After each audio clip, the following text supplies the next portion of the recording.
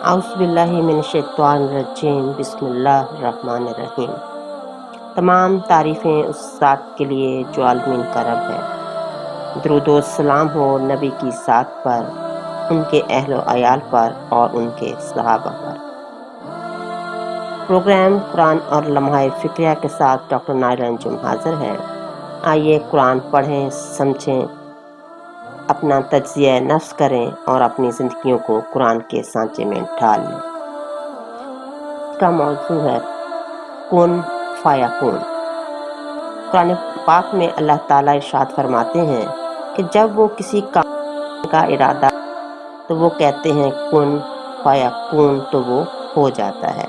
یعنی جب وہ کسی کام کو کرنے کا ارادہ فرما لیں تو اللہ تعالیٰ کا اتنا کہنا کافی ہوتا ہے کن فیکون، تو بس وہ کام ہو جاتا ہے۔ ناظرین اور سامعین، آپ جانتے ہیں کہ ہمارا پروگرام ان 7 نکات پر مشتمل ہوتا ہے۔ آج اس پروگرام میں کن کے حوالے سے ہم اس موضوع پر تمام آیات کو پھر ان کی ترتیب دیکھیں گے، ترتیب نزول کے ساتھ ہی وہ موضوعات دیکھیں گے جن میں کلمہ کن فیکون استعمال ہوا ہے، کہ وہ کون سے موضوعات ہیں جن کو بیان فرماتے وقت اللہ تعالیٰ نے یہ کلمہ کن فیکون استعمال۔ شان نزول بھی دیکھیں گے اور سیاق و سباق بھی دیکھیں گے۔ تکرار کا فرق اور تکرار کا پس منظر بھی جانیں گے کہ آخر یہ کلمہ بار بار کیوں اور کس طرح استعمال، ایک ہی معنی کے لیے جو مختلف الفاظ استعمال کیے گئے ہیں یا پھر الفاظ کے مختلف معنی کیا ہیں، اس پہ بھی ایک نظر جو ہے وہ ضرور ڈالیں۔ کن فیکون کے حوالے سے آخر میں ہم کریں گے اپنا تجزیہ نفس کہ ہم نے اس کلمہ سے کیا حاصل کیا۔ کن فیکون، بے شک اللہ تعالیٰ جب کسی چیز کا ارادہ فرما لیتے ہیں تو کہتے ہیں کن، اور یہی وہ کلمہ ہے جو کائنات کی تخلیق میں ایک اہم مقام رکھتا ہے کہ جب اللہ تعالیٰ فرماتے ہیں کن فیکون، وہ ہو جاتا ہے۔ لیکن یہاں یہ چیز ذہن میں رہے کہ وہ کب ہوگا، اس کا صحیح وقت کا تعین صرف اللہ تعالیٰ ہی کو معلوم ہے اور وہی متعین کرتا ہے۔ کن فیکون سے مراد یہ ہے کہ جب اللہ تعالیٰ کسی کام کے کرنے کا ارادہ کر لے تو پھر کوئی چیز اس ارادے کو اور اس حکم کو پورا ہونے میں حائل نہیں ہو سکتی، کیونکہ اللہ تعالیٰ ہی مالک کل ہے۔ کسی بھی چیز کے نہ ہونے کے 2 اسباب ہو سکتے ہیں، ایک یہ کہ اس کے راستے میں کوئی دوسری طاقت حائل، ایسا ہو نہیں سکتا کیونکہ ہم جانتے ہیں کہ اللہ ہی واحد کائنات کا خالق اور مالک ہے، اور دوسرے یہ ہے کہ وہ اسباب میسر نہ آئیں جو اس ارادے کی، اس حکم کی یا اس کام کی تکمیل کے لیے لازمی ہوتے ہیں۔ یہ بھی ممکن نہیں ہے کیونکہ اللہ تعالیٰ تو خود مسبب الاسباب ہے۔ چنانچہ اس سے یہ تاثر نہیں لینا چاہیے کہ یہ ایسی بات ہے کہ اللہ تعالیٰ نے کن کہا تو وہ ہو گیا، بالکل بھی نہیں۔ اس کا مطلب یہ ہے کہ جب اللہ تعالیٰ ارادہ فرما لیں تو پھر جو ہے اس کو حکم دیتے ہیں اس اپنی مخلوق کو کہ اس طرح ہو جائے، وہ ہو کے رہتا ہے۔ کب ہوگا، وقت کا جو تعین ہے وہ صرف اور صرف جو ہے وہ اللہ ہی کی ذات کو معلوم ہے۔ ہم بھی یہی دیکھتے ہیں کہ اس کے ہر کام کو جو کرنے میں ہے اللہ ہی کی ذات جو ہے وہ کار فرما ہوتی ہے۔ تو وقت کا تعین صرف اللہ ہی کی ذات ہے۔ ہمارا ایمان، ہمارا عقیدہ یہ ہے کہ اس امر نے، اس کام نے ہو کر ہی رہنا ہوتا ہے۔ اسی حقیقت کو علامہ اقبال نے یوں بیان فرمایا ہے کہ یہ کائنات ابھی نہ تمام ہے شاید، یہ آ رہی ہے دماں دم صدائے کن فیکون۔ جب کن فیکون کے حوالے سے ہم صورتوں کو دیکھتے ہیں تو یہ کلمہ قرآن پاک کی تقریباً 7 صورتوں میں آیا ہے اور 8 مرتبہ آیا ہے۔ آل عمران وہ صورت ہے جس میں یہ کلمہ 2 دفعہ جو ہے وہ آیا ہے۔ اس طرح اگر ہم دیکھیں کہ جو 7 صورتوں میں کلمہ کن فیا کون آیا ہے تو اس میں سے 5 صورتیں مکی ہیں اور 2 صورتیں مدنی ہیں، یعنی سورہ بقرہ اور سورہ آل عمران۔ یہ 5 حوالہ جات جو ہم دیکھ رہے ہیں یہ مکی ہیں اور 3 حوالہ جات اس میں سے مدنی۔ ترتیبیں جو ہے وہ تلاوت کے اعتبار سے دیکھیں تو یہ کلمہ سب سے پہلے سورہ بقرہ میں آیا ہے جو ترتیب تلاوت کے اعتبار سے دوسری صورت ہے، اور سب سے آخر میں یہ سورہ مومن یا جسے سورہ غافر بھی کہا جاتا ہے اس میں آیا ہے جو ترتیب تلاوت کے اعتبار سے 40۔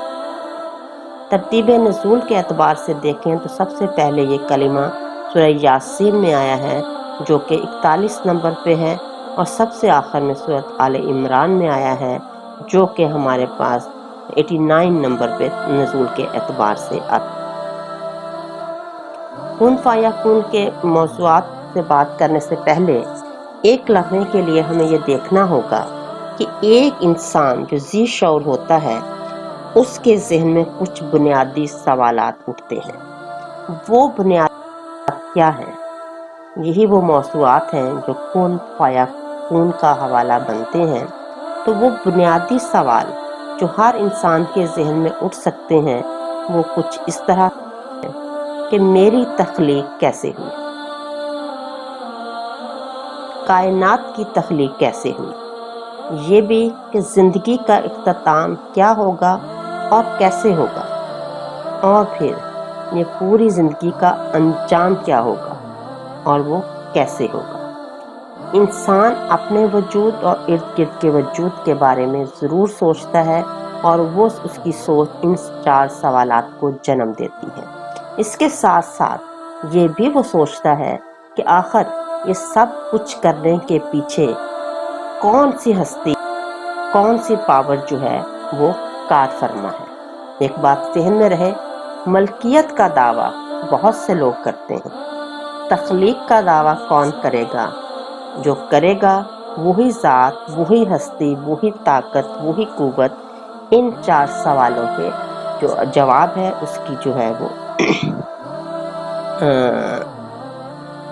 اس کے پیچھے وہی ہستی جو ہے وہ۔ اب ان 4 سوالوں کا جو جواب ہے وہ ہم نے تلاش کرنا ہے، اور ظاہری بات وہ ہمیں ملتا ہے قرآن پاک میں سے۔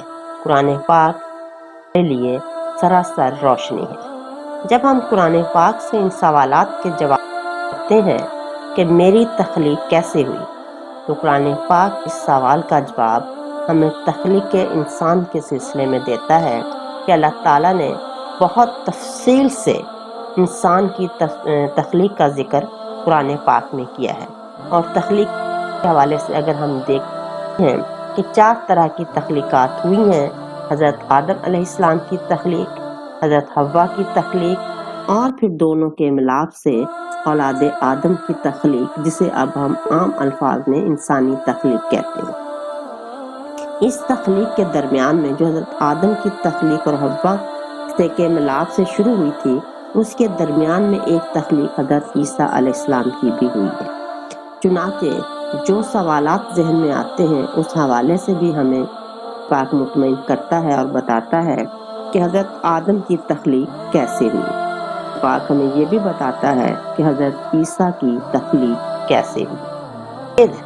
یہ جواب کہ کائنات کی تخلیق کیسے ہوئی، تو قرآن پاک میں ہمیں اس کی تفصیلات بھی ملتی ہیں کہ ارض و سما کی تخلیق کیسے ہوئی۔ جو کچھ بھی زمین میں ہے، جو کچھ بھی آسمان میں ہے، جو کچھ بھی ان دونوں کے درمیان میں ہے اور جو زمین کے نیچے ہے، سب کا خالق اور مالک اللہ ہی ہے۔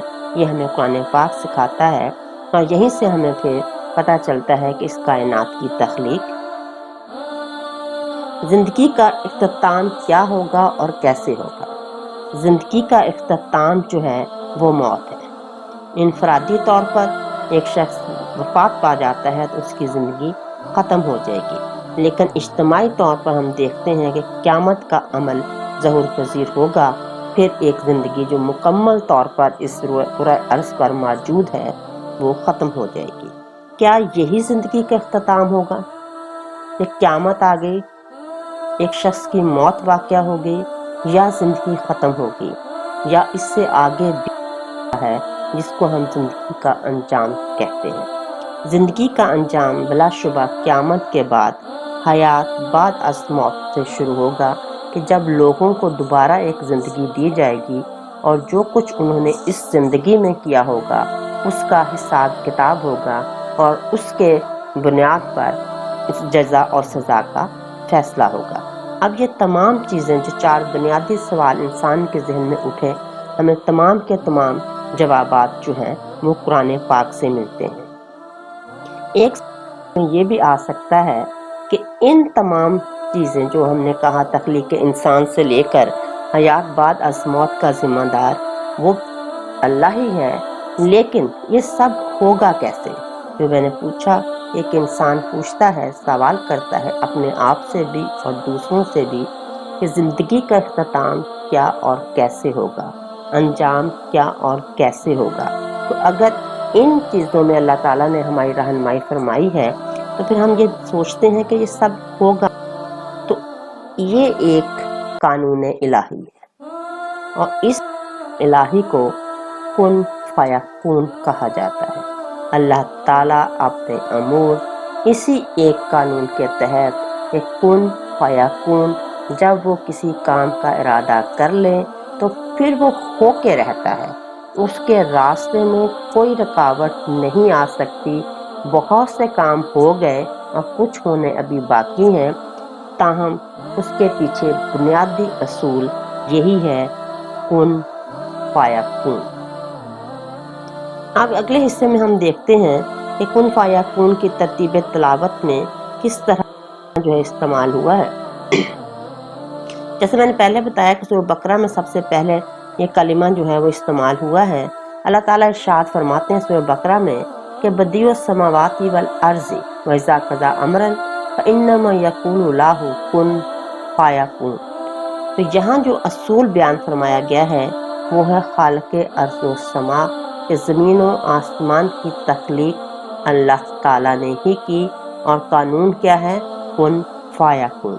اور سب سے آخر میں سورہ مومن اور سورہ غافر ترتیب تلاوت کے اعتبار سے اللہ تعالیٰ فرماتے ہیں کہ هو الذی یحیی و یمیت فاذا قضى امرا فانما یقول له کن فیکون۔ یہاں جو اصول ہے، قانون الہی ہے، وہ حیات و موت ہے، کہ وہی زندگی دیتا ہے اور وہی موت دیتا ہے، اور اصول کیا ہے، قانون کیا ہے، کن فیکون۔ اصول کے اعتبار سے اگر ہم دیکھیں تو یہ کلمہ سب سے پہلے سورہ یاسین میں استعمال ہوا، مکی صورت ہے، 41 نمبر کی صورت ہے۔ اللہ تعالیٰ فرماتے ہیں انما امرہ اذا اراد شیئا ان یقول له کن فیکون۔ اس کے ساتھ جب ہم تھوڑا سا اس کا سیاق و سباق دیکھیں گے تو اصل میں جو اس میں قانون الہی ہے وہ حیات بعد از موت کا ہے، کہ اللہ تعالیٰ کس طرح مرنے کے بعد لوگوں کو زندگی جو ہے عطا فرمائیں گے۔ اور آخر میں سورۃ آل عمران میں 2 حوالے ہیں، دوسرے حوالے کو ہم دیکھتے ہیں کہ انا مثل عیسیٰ عند اللہ کمثل آدم قال خلقہ من تراب ثم قال له کن فیکون۔ اور یہاں جو ہے ہم نے دیکھا کہ تخلیق جو ہے حضرت آدم علیہ السلام کی بھی اور حضرت عیسیٰ علیہ السلام کی بھی بیان کی گئی ہے، کہ اور کلمہ کیا ہے، کن فیکون۔ اس طرح ہم دیکھتے ہیں کہ اللہ تعالیٰ نے یہ مختلف جو ہیں ہمارے قوانین جو ہیں بتائے ہیں، کہ قانون خلق اور سماوات کا بھی ہے، مماثلت حضرت آدم علیہ السلام اور حضرت عیسیٰ کی بھی ہے، حضرت عیسیٰ کی پیدائش کے متعلق بھی یہی قانون ہے، قیامت کا ظہور بھی اسی قانون کے تحت ہوگا، حیات بعد از موت بھی اسی کے تحت ہوگی، اور جو ہے ہمارے پاس اس کائنات کی اس طرح ہم کہہ سکتے ہیں کہ ابتدا سے لے کر انتہا تک جو قانون الہی کار فرما ہے وہ یہی ہے کہ کن فیکون۔ اب اگلے مرحلے میں ہم کچھ نزول بھی دیکھیں گے، پاک بھی دیکھیں گے، تکرار کا فرق اور پس منظر۔ فیکون